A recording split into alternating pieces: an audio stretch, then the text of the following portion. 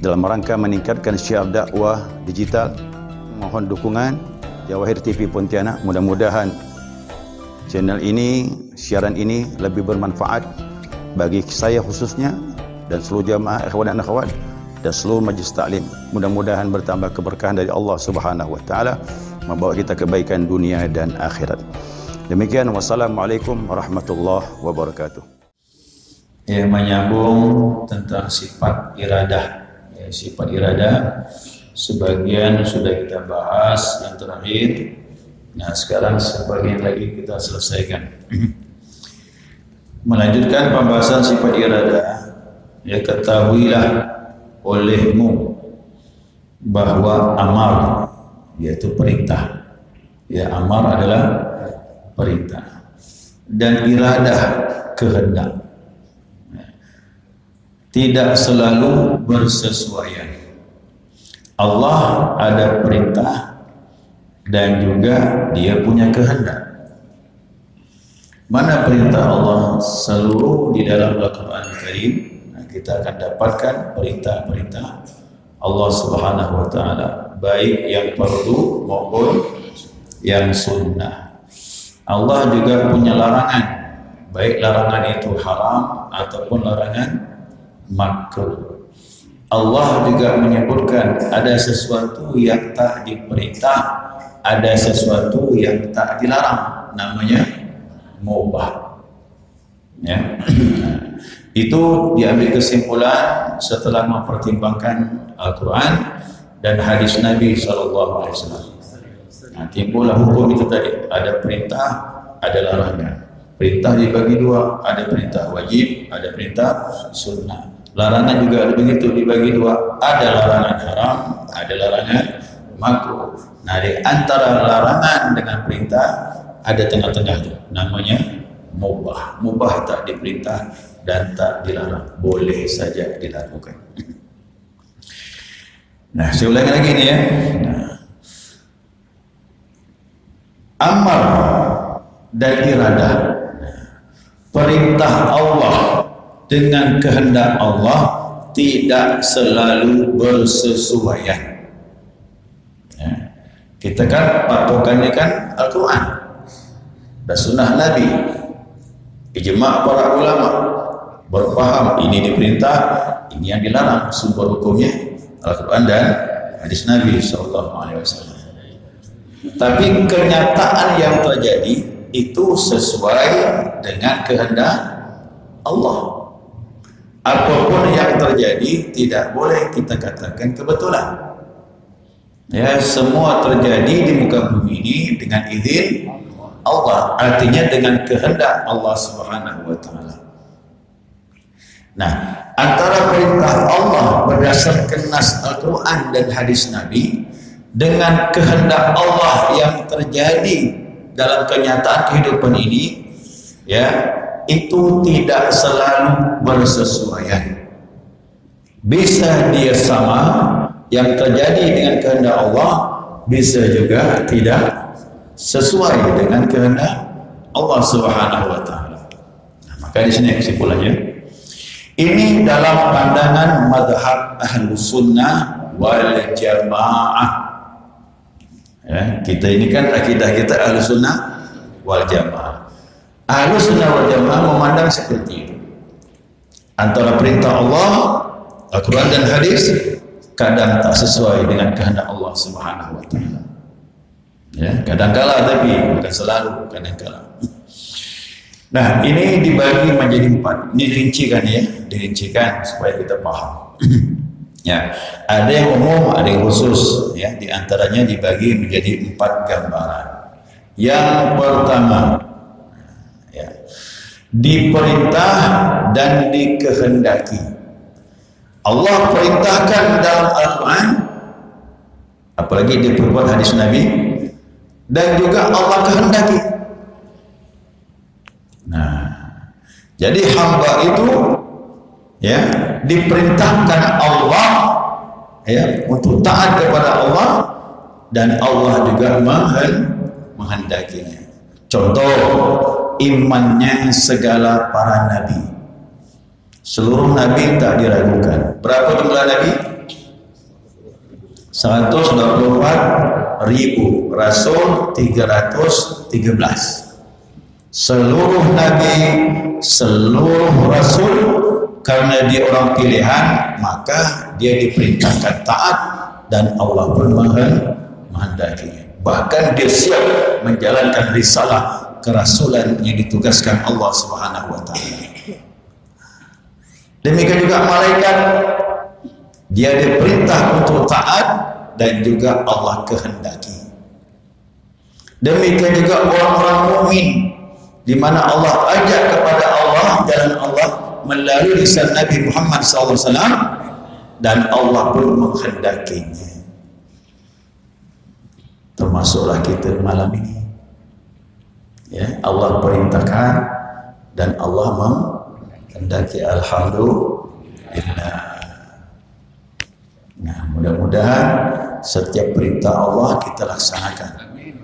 Karena tatkala kita melaksanakan, yakinkan dalam hati itu dikehendaki oleh Allah. Nah, ini yang hebat nih, yang pertama nih, diperintah dan dikehendaki. Masya Allah. Ya, mudah-mudahan kita senantiasa dalam golongan ini, ya, sampai hayat kita kembali kepada Allah Subhanahu wa taala. Masuk contoh yang kedua.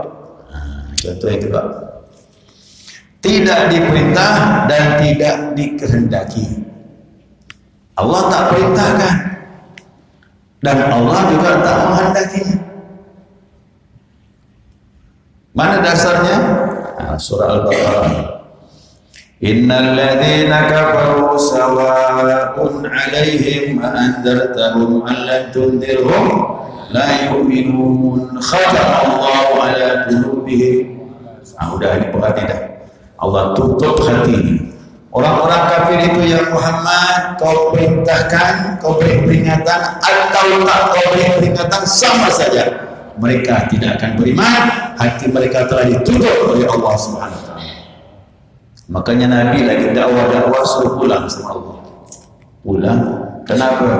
Allah sudah tutup hati dia, takkan beriman. Nah, pernah dengar kisah surah Abasa wa tawalla an ja'atil a'ma? Nabi Muhammad sempat berwajah kurang baik, ya, karena ada orang buta yang datang kepada beliau. Siapa itu orang buta? Abdullah bin Umi Maktum. Abdullah bin Umi Maktum ini datang kepada Nabi. Nabi lagi serius menghadapi pemuka Quraisy, termasuk Abu Sufyan, Abu Jahal, banyak abu-abu di situ, ya, tapi abu-abu yang tak beriman, ya. Bila pemuka Quraisy kumpul di situ, Nabi lagi dakwah menjelaskan, datang Abdullah bin Umi Maktum minta diajarkan tentang Islam. Karena Nabi fokus kepada pemuka Quraisy, salah ke Nabi? Tak salah. Strategi memang begitu. Kalau pemuka Quraisy ingin masuk Islam, yang lain akan mudah. Itu strategi Nabi. Karena Nabi serius menghadapi pemuka Quraisy ini, Nabi lupa dengan orang buta yang datang untuk menerima Islam. Langsung surah Abasa wa Tawalla turun. Nabi ditegur oleh Allah Subhanahu wa taala. Langsung Nabi bebaskan. Tak lagi Nabi berdakwah kepada pemuka Quraisy, Nabi tinggalkan. Karena perintah Allah, yang kau hadapi ini lebih baik. Orang buta yang datang ini, dia ingin beriman kepada Allah, ingin mengenal Islam, itu dahulu kau hadapi. Pemuka Quraisy tinggalkan kata Allah. Tinggalkan. Makanya Abdullah bin Maktum ini, setiap Nabi jumpa, Nabi selalu tanya, ya Ibnu Umi Maktum, ada sesuatu yang bisa aku bantu? Kata Nabi. Apa sebab? Apa sebab Nabi begitu? Aku kena tegur sama Allah gara-gara dia. Orang buta datang. Makanya ini strategi dakwah sama untuk kita para ustaz semua ini. Jangan ada dakwah depan orang banyak duitnya. Orang miskin tak mau. Yang belajar orang miskin tak dihiraukan, orang kaya datang belajar duduk betul-betul menghadapinya. Nah, ini salah juga. Tidak ikut daripada cara Nabi SAW. Nah, begitu. Nah, jadi Abdullah bin Maktum ini akhirnya diangkat Nabi menjadi muadzin. Ya, jadi muadzin. Ya. Muadzin salat subuh. Yang pertama Bilal adzan subuh. Tapi begitu Abdullah bin Maktum ini diangkat Nabi menjadi muadzin, maka Bilal adzannya tengah malam. Adzan subuh diganti dengan Abdullah bin Maktum. Kisah Abdullah bin Maktum inilah mengenai minta rukhsah keringanan salat berjamaah. Dia lah ni, ya Rasulullah, aku ini kalau ke masjid tidak ada yang menuntun. Bagaimana kalau aku tidak berjamaah? Artinya salat di rumah. Bolehkah ya Rasulullah? Nabi jawab, na'am, iya. Nabi pun berjalan, baru berapa langkah, berhenti Nabi. Atas mau nida, kau dengar azan? Dengar ya Rasulullah. Nah, fa'ajib kata Nabi, sambut panggilan azan, berjamaahlah ke masjid.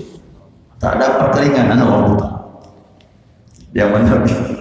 Karena kalau azan kedengaran, berarti rumahnya dekat. Dulu ingat, azannya original, asli suaranya, tidak pakai mikrofon ni, tidak pakai sound system. Nah, kalau sekarang sih azan jauh kedengaran. Nah, jadi dulu ukurannya kalau azannya original asli tanpa pengeras suara, kalau masih kedengaran berarti dekat dengan masjid. Jadi yang tak ada buta masih tak mau ke masjid terlewat betul. Ya, maklumlah nikmat ni mahal, nikmat mata, nikmat kaki. Ada orang yang lumpuh kena stroke menangis Pak. Dengar azan di masjid tak bisa turun nangis. Kenapa? Teringat kaki tak bisa melangkah lagi. Nah, mumpung sehat, ayo gunakan nikmat Allah Subhanahu Wa Taala ya untuk salat berjamaah di masjid. Ini yang kedua ini ya. Tidak diperintah dan tidak dikehendaki. Jadi Nabi kadang-kadang Nabi dakwah turun wahyu. Udah tinggalkan, Allah telah tutup hati dia, tinggalkan yang Muhammad, dakwah dengan yang lain. Ya, begitu dia. Ya, makanya hidayah itu milik Allah. Masuk yang ketiga, diperintah dan tidak dikehendaki. Diajak sama Nabi dakwah, tapi akhirnya Allah tak menghendakinya.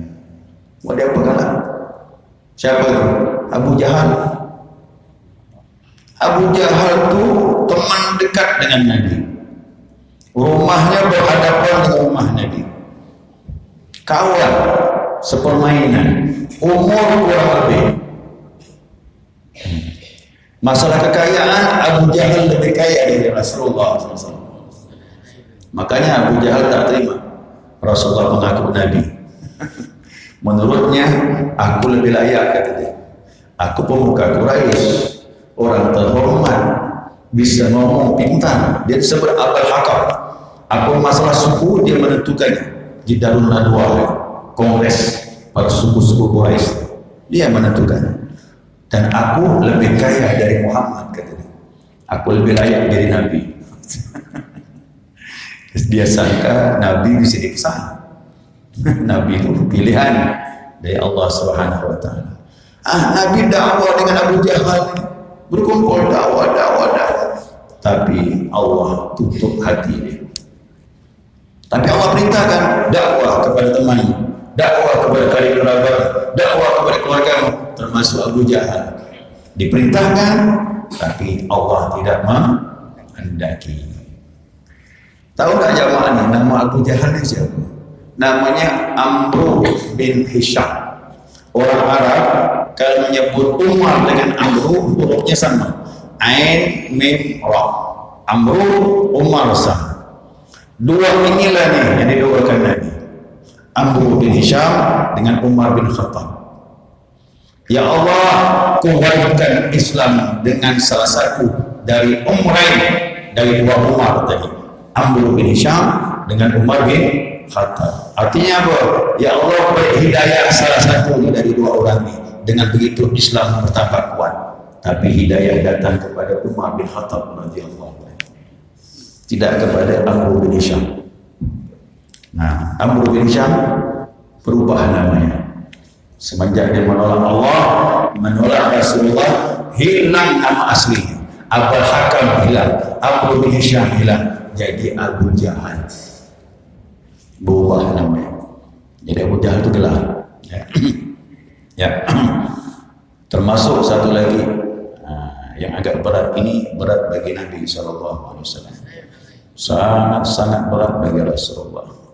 Nabi perintahkan, tapi Allah belum menghendaki, bahkan sampai terakhir. Siapa? Paman Nabi sendiri, namanya Abu Talib.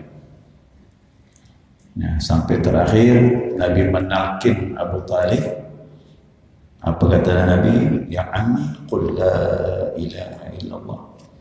Katakan la ilaha illallah. Kalau kau ucapkan ini, aku yang akan bersyafaat kau nanti di hari kiamat. Sampai 3 kali Nabi terdiam, tidak ada tanda-tanda gerakan mulut dari pamannya. Ayat pun turun. Mana ayatnya? Innaka la tahdi man ahbabta, walakin Allah yahdi man yasha. Wallahu a'lamu bil muhtadin. Sesungguhnya engkau yang Muhammad tidak bisa memberi petunjuk kepada orang yang kau cintai, tapi Allah memberi hidayah kepada siapa yang dikehendakinya, dan Allah lebih mengetahui siapa yang diberi hidayah. Begitu ayat ini turun, Nabi tersentak, tidak bisa apa-apa, dan beliau menangis. Nah, dalam kitab Lu'lu' wal Marjan disebutkan Abbas bin Abdul Muttalib, paman Nabi juga, saudara daripada Abu Talib. Ya. Abbas tanya dengan Nabi, bagaimana pembelaan terhadap Abu Talib? Abu Talib, kata Rasulullah, kakinya tenggelam di dalam api neraka. Kaki, hanya kaki saja. Kalau bukan karena aku, kata Nabi, dia tenggelam seluruh tubuhnya dalam api. Berarti ada pembelaan syafaat dari Rasul Sallallahu Alaihi Wasallam. Ya, begitulah. Jadi kita sadar bahwasanya hidayah ini mahal, bukan cuma dicari hidayah. Ya, makanya kita minta sama Allah agar hidayah ini senantiasa eksis kepada kita, dibimbing Allah Subhanahu Wa Taala. Ya. Masuk yang keempat, tidak diperintah tapi dikehendaki. Nah, ini dia. Yang mana itu? Segala yang haram. Ayo, perjudian. Ada Allah perintah suruh berjudi. Buka Al-Quran 30 juz. Adakah Allah perintahkan kita berjudi? Tidak ada. Bahkan Allah suruh jauhi. Tapi terjadi tak?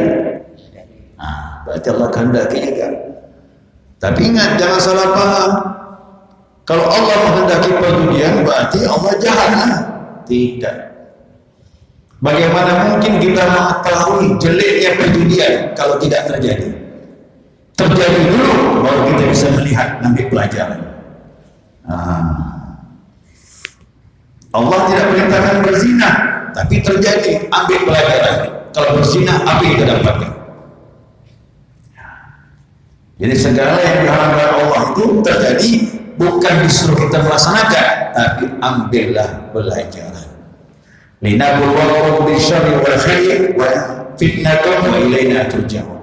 Aku jadikan, kata Allah, kebaikan dan kejahatan untuk menguji kalian agar kalian bisa kembali kepada aku, kata Allah, dengan perjuangan. Berusahalah untuk berbuat kebaikan. Bukan disuruh kita berbuat jahat, tidak. Itu terjadi, ambil pelajaran. Ya, ambil pelajaran. Tapi kadang-kala juga pandangan ulama tasawuf, yang jahat pun sebenarnya baik. Ayo, coba kejahatan. Kejahatan Allah jadikan. Berapa banyak polisi yang digaji karena kejahatan yang Allah ciptakan? Kalau tidak, polisi nganggur, Pak, ya. Siapa lagi yang diberi? Polisi, jaksa, hakim, pengacara, apa dapat?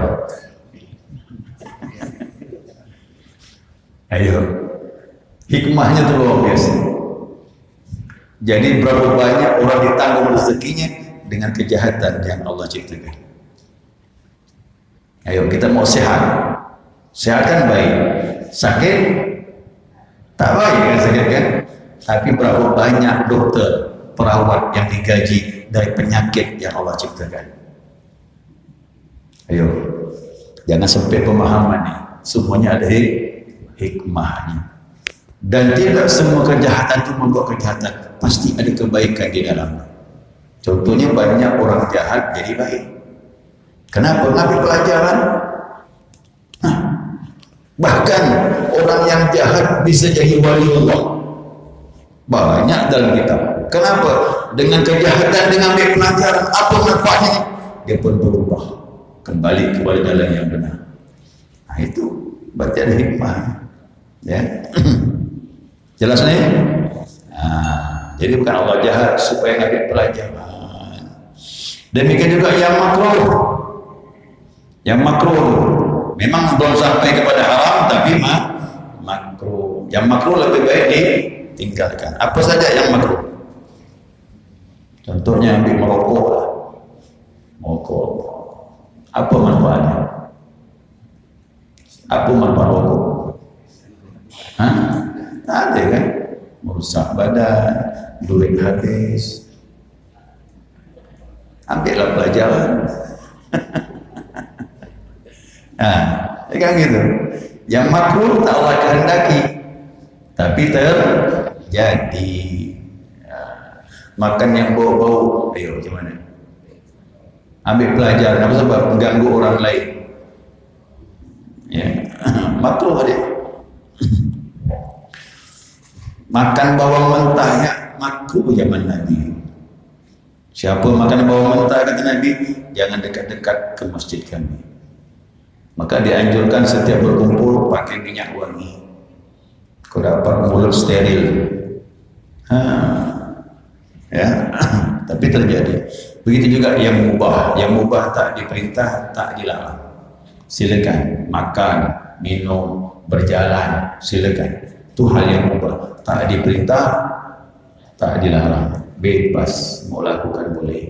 Tapi ingat kata ulama, yang mubah kalau kita niatkan yang baik jadi dapat pahala. Contoh makan, akan mubah. Bismillahirrahmanirrahim, makan. Mudah-mudahan tubuh aku kuat bisa ibadah, dapat pahala makan begitu. Tidur juga begitu. Bismillahirrahmanirrahim, ahya wa amut, tidur menunaikan hak mata, persiapan bangun malam, dapat pahala tidur. Semua itu hal yang mubah kita niatkan dapat pahala ya dari Allah Subhanahu wa taala. Gitu. Nah, sekarang kesimpulan dia. Dan adapun tanda wajib Allah bersifat iradah, dia berkehendak, yakni jika Nabi baginya iradah, kalau Allah tidak berkehendak, niscaya Nabi lah sifat qudrat, berarti dia tak kuasa. Ya, Allah kuasa menciptakan makhluk, apa mungkin dia tidak berkehendak? Pikirkan, setiap Allah mampu mengadakan sesuatu, tentu dia berkehendak. Kalau Allah tak punya sifat kehendak, berarti tidak ada sesuatu. Nah, betapa telah ditetapkan sifat qudrat, maka wajib Allah bersifat dengan iradah. Akal terhenti, kata dia bilang. Kalau Allah mempunyai sifat kuasa tanpa berkehendak, akal tak bisa menerima. Ya, masjid ni, tukang kuasa membuat masjid. Tanya sama tukang. Waktu kau bukan masjid ini berkehendak, apa mungkin kita manjat ke atas tak berkehendak? Apa mungkin kita nyamin tak berkehendak? Semua yang kita mampu kita lakukan, tentu kita punya keinginan. Demikian juga Allah Maha Suci daripada sifat kekurangan tersebut. Setiap Allah mampu berkuasa, maka dia pasti berkehendak. Pertanyaannya, setiap Allah berkehendak pasti terjadi. Adapun kehendak kita bisa terjadi, bisa tak terjadi. Kesimpulannya, setiap kehendak kita terjadi, terwujud, camkan betul-betul itu sesuai dengan kehendak Allah. Setiap keinginan kita tak terwujud, berarti tak sesuai dengan kehendak. Jangan putus asa, ambil hikmahnya. Ya, ambil hikmahnya. Nah, makanya hidup ini tak boleh menyalahkan keadaan. Ambil hikmahnya saja. Ada keinginan yang kuat tak terkabulkan, sabarlah. Di situ ada pelajarannya. Ya, ada pelajarannya. Sekiranya cukup jamaah sekalian. Jadi kita punya kehendak, Allah punya kehendak. Tapi yang terjadi kehendak Allah. Saya ulangi lagi. Kita punya kehendak, Allah pun punya kehendak. Yang terjadi karena siapa?